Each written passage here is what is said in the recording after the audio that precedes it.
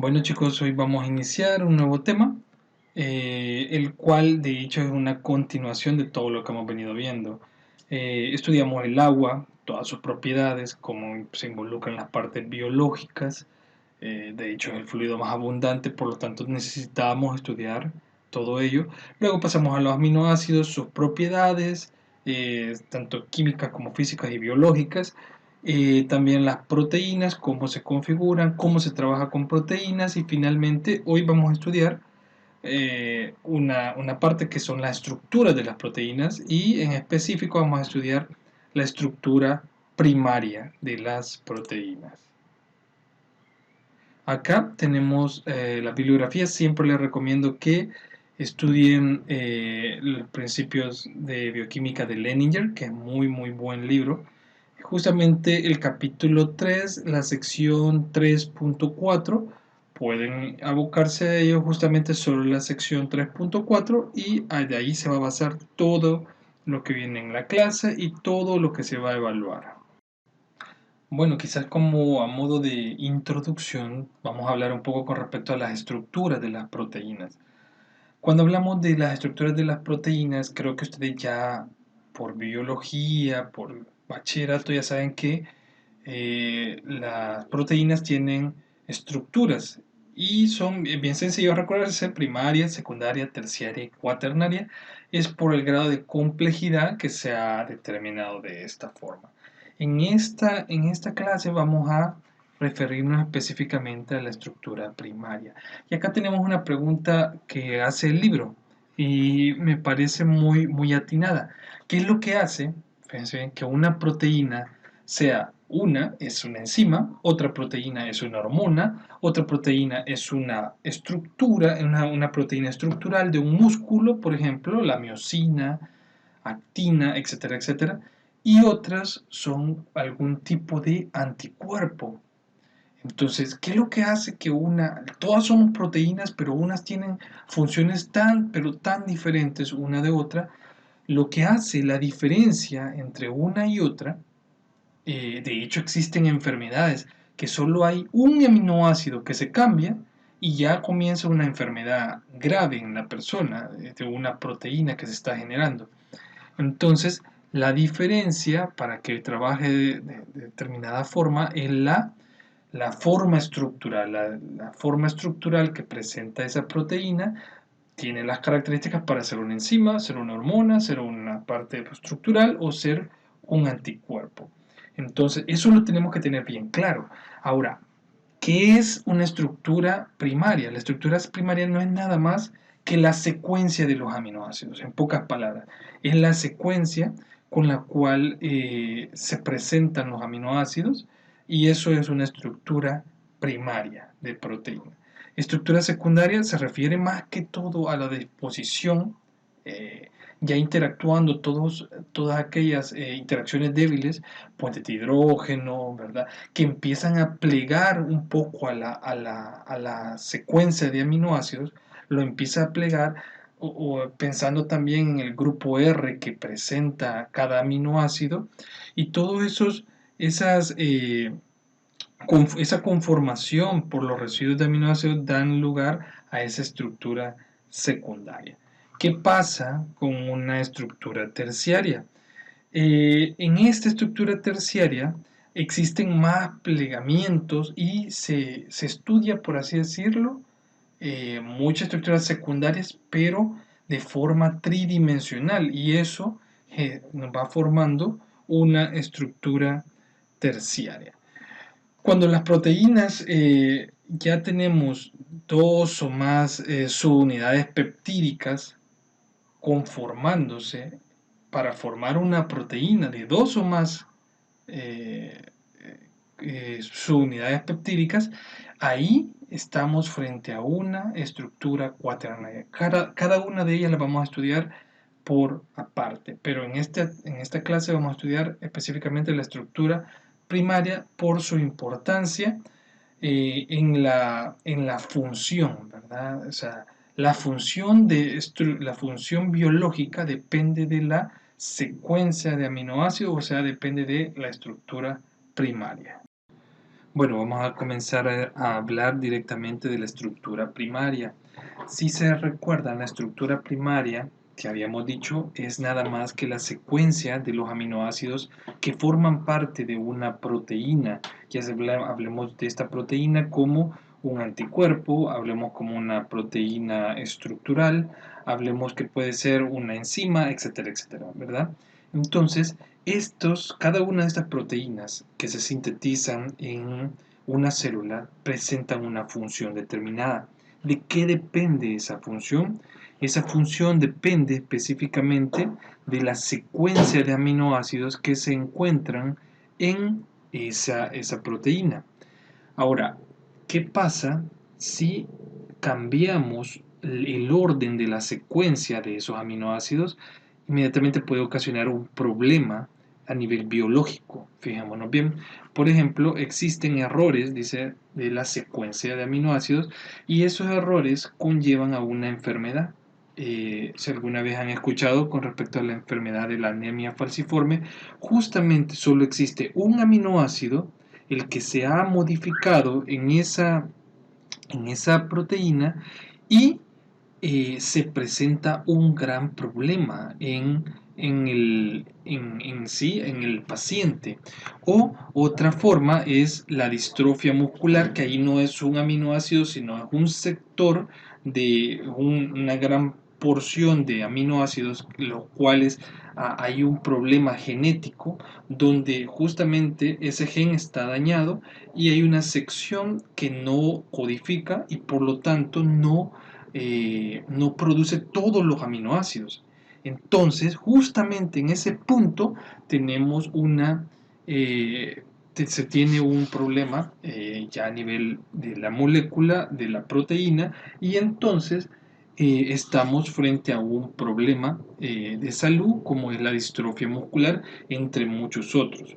Ojo con esto, la secuencia de aminoácidos, acá lo que les mencionaba, esto es una proteína, sumamos de que es una proteína funcional, cada círculo son los aminoácidos y justamente cada aminoácido lleva es particular, ¿verdad? Y esa secuencia debe de cumplirse. Ahora, hablemos de forma general, ojo, de forma general, la función de las proteínas depende de la secuencia de nuestros aminoácidos.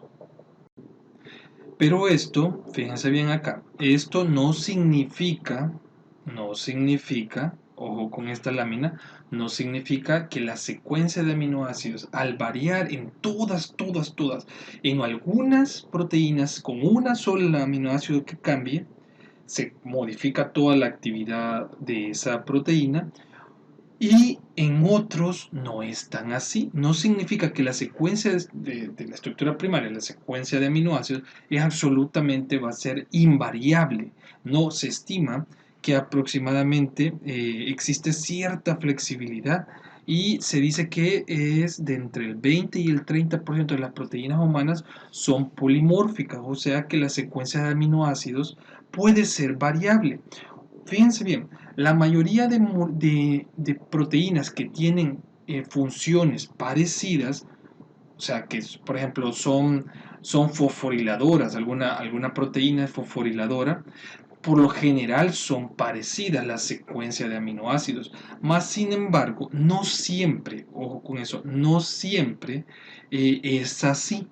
Por en veces existen modificaciones en algunas proteínas y que no tienen mucho parecido a otras y tienen funciones muy parecidas. O sea que no es de ley que así va a ser, que a fuerza la secuencia de aminoácidos va a determinar específicamente la función de una proteína. Eso va a depender. Aún entre especies diferentes, hay diferentes proteínas que tienen actividades muy parecidas, pero estructuralmente son completamente diferentes. Pero son dos especies diferentes. O sea, estamos hablando de qué, o sea, un gato, un perro, ¿verdad? Un humano, un anfibio, por ejemplo, ¿verdad? Por eso dice que existen regiones de proteínas donde puede haber variabilidad en esa proteína y siempre va a tener la actividad. Bueno, acá solamente para mencionar algunos aportes de algunas personas, allá por 1953, Watson y Crick, ellos dos, Watson y Crick, lograron determinar la doble hélice, la estructura de doble hélice del DNA, entendiéndose con esto la explicación de la replicación de este. Ese mismo año, este señor Sanger secuenció prácticamente toda la estructura de la hormona insulina. Logró determinar todos, o sea, la estructura química de la insulina. Y en ese momento se creía que era un poco difícil, de hecho era bastante difícil poder determinar la estructura química de un polipéptido cualquiera. Pero él hizo algunos métodos químicos que logró secuenciar a la perfección todo el péptido de la hormona insulina. Entonces, se sabe, fíjense bien, él a pura base química logró determinar, hoy es un poco prácticamente ya casi que no se usa, más sin embargo son importantes todos los procedimientos que él hizo, aún, ¿verdad? Pero si se dan cuenta, en este momento, cuando se descubrió la doble hélice del DNA, ahora se logró aproximadamente unos 10 años después de 1953, se empezó a correlacionar ya la estructura del DNA con la estructura de la proteína. O sea que, y eso es lo que se mantiene hoy en día. Hoy en día no es que se determine la estructura de una proteína como tal, sino que lo que se hace es determinar la parte genómica que codifica para esa proteína, y es así es como se va de forma indirecta, se va determinando la estructura de la proteína que estamos. Se determina la estructura primaria, ¿verdad? O sea, la secuencia de aminoácidos. Eso es lo que se determina a partir justamente de el conocimiento de, de las porciones genómicas que codifican para una proteína. Mas, sin embargo, todas las técnicas que este señor Sanger determinó aún son importantes para clasificar algunas proteínas.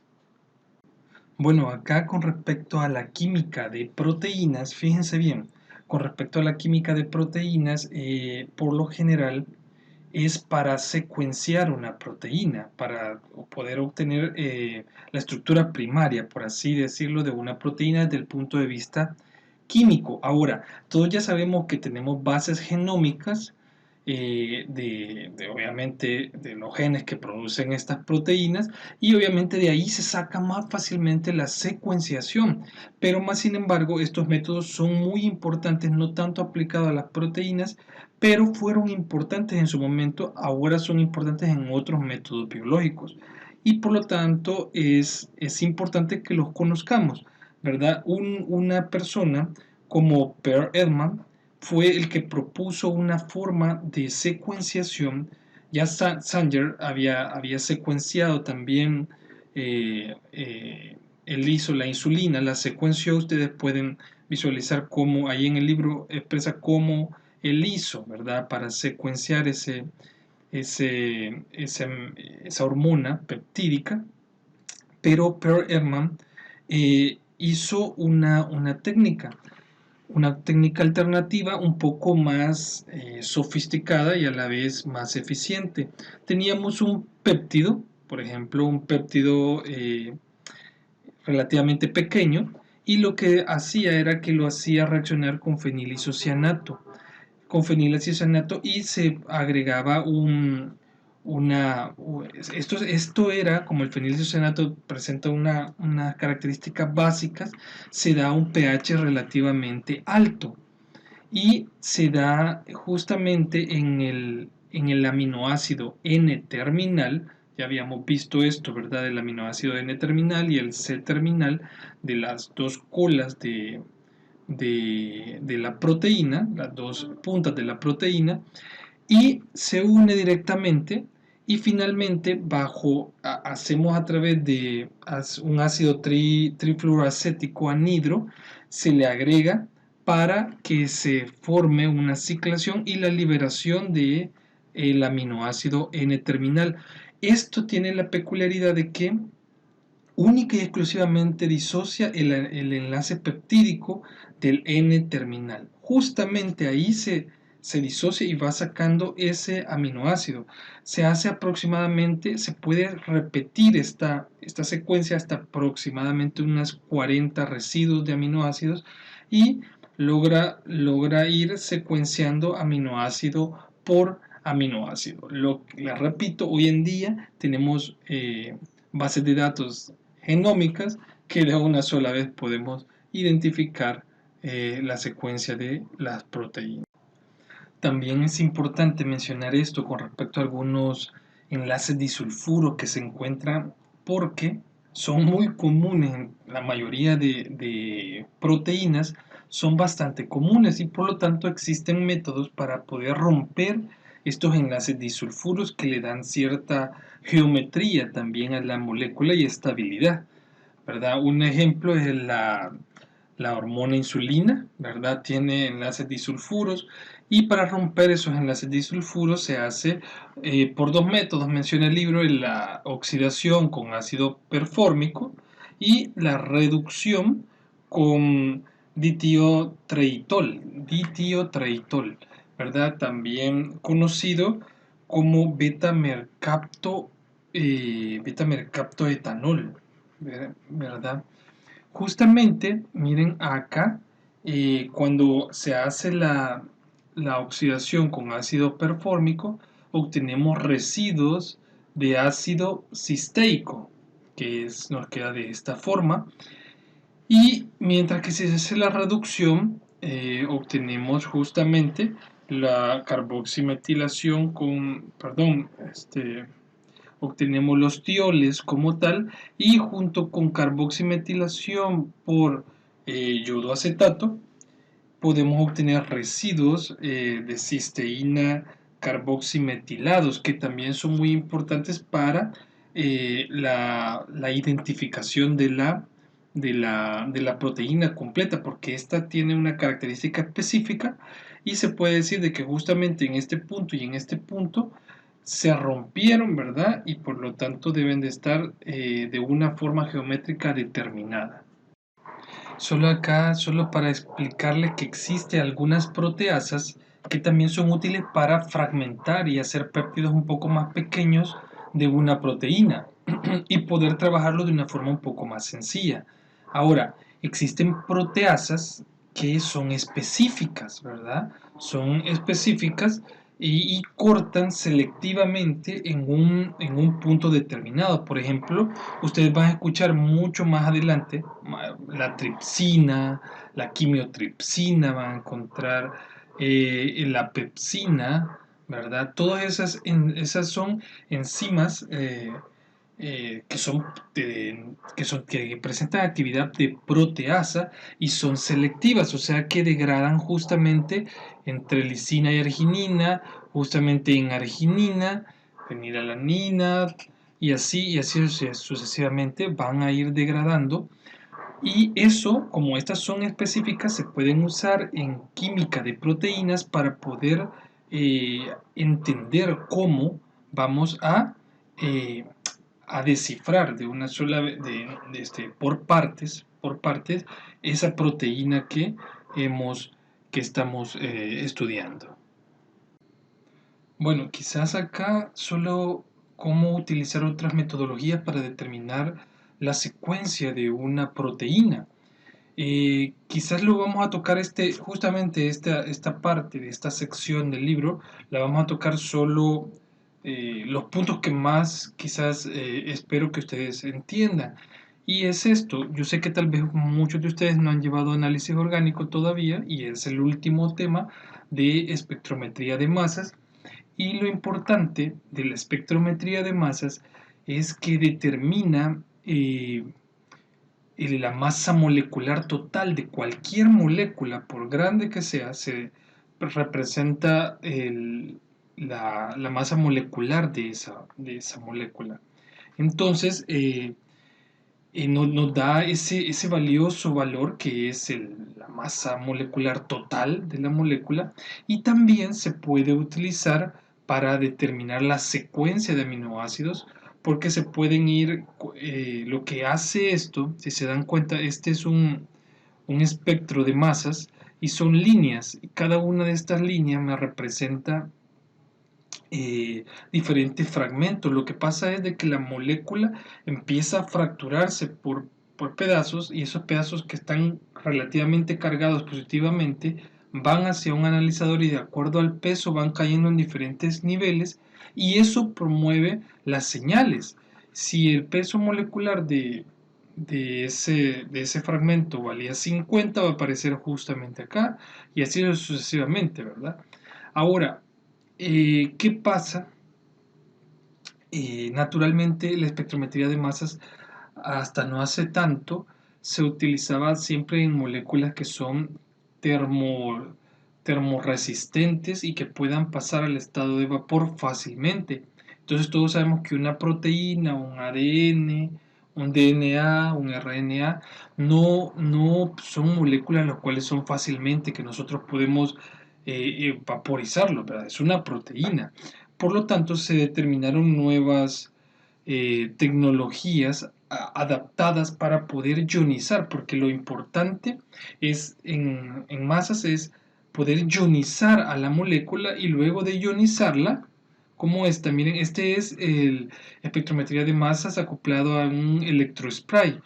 Justamente acá va pasando la muestra, aquí hay un alto voltaje que golpea la muestra, la ioniza y se dispersa. Por eso es en electrospray. Se dispersa, aquí es un capilar muy fino, sale la muestra en forma de disolución ya cargadas, entran a un tubo a que es al vacío y migran hasta llegar, dependiendo del peso, ¿verdad? Se van fragmentando.